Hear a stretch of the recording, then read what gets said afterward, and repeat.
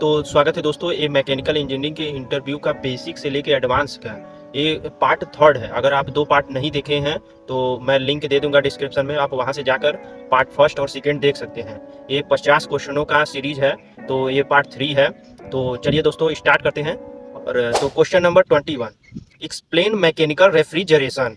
तो mechanical refrigeration is a process by which heat is removed from a specific location using an artificial heat exchange system.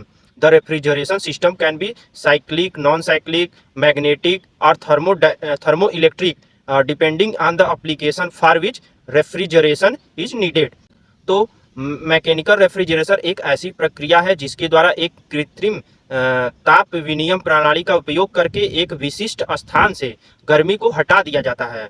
और refrigeration प्रणाली cyclic, non cyclic, चुंबकीय या thermo electric हो सकती है, जो उस अनुप्रयोग पर निर्भर करती है जिसके लिए प्रशीतन यानी रेफ्रिजरेशन की आवश्यकता होती है। Question number 22, what are the various type of brake. तो various type of brake are hydraulic brake, electrical brake and mechanical brake. Question number 23, how will you classify sliding contact. Sliding contact can be classified based on the various thickness of film bearing। मतलब कि sliding संपर्क को film bearing की विभिन्न मोटाई के आधार पर वर्गीकृत किया जा सकता है। Question number 24, how will you a piston head. Piston head can be designed on the based of the following point. The crown must have enough strength to observe the explosion pressure inside the cylinder. और दूसरा, you can consider Grashof formula to calculate the thickness of head। तो cylinder के अंदर विस्फोट के दबाव को अवशोषित करने के लिए क्राउन में पर्याप्त ताकत होनी चाहिए। और दूसरा, सिर की मोटाई की गणना करने के लिए आप ग्राशॉफ सूत्र का विचार कर सकते हैं। Question number 25, explain knurling. तो it is a manufacturing process conducted on the lathe tool to create a pattern on a bar that can be use to a handle. मतलब कि एक बार एक पैटर्न बनाने के लिए लेथ उपकरण पर आयोजित एक निर्माण प्रक्रिया है जिसे एक हैंडल का उपयोग किया जा सकता है। Question number 26, what is the importance of thermostat in the cooling system of engine. तो thermostat make sure to keep the engine cool at the optimum level. It prevent decreasing the overall efficiency of engine. तो thermostat engine को इष्टतम मतलब optimum level पर ठंडा रखना सुनिश्चित करता है। यह इंजन की समग्र दक्षता को कम होने से रोकता है।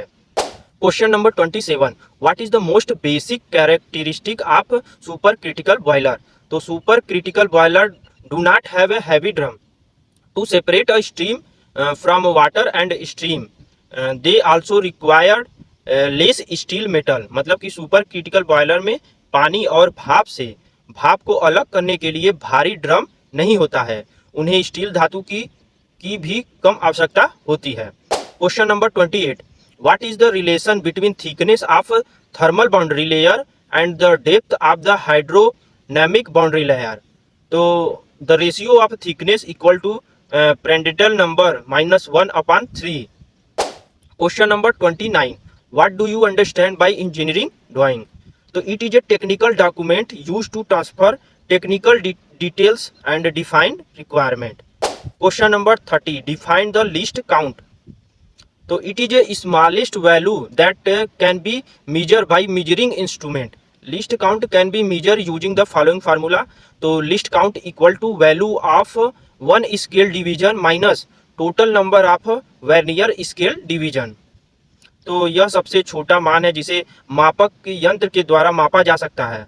अल्पतमांक को निम्न सूत्र का उपयोग करके मापा जा सकता है, जैसे कि लिस्ट काउंट इक्वल टू एक स्केल की डिवीजन का मान माइनस वर्नियर स्केल डिवीजन की कुल संख्या। तो दोस्तों ये था पार्ट थर्ड। तो ऐसे ही मैं और भी पार्ट लाता रहूँगा, आप वीडियो में बने रहे और चैनल को सब्सक्राइब करें और हमें सपोर्ट करते रहे। तो धन्यवाद दोस्तों।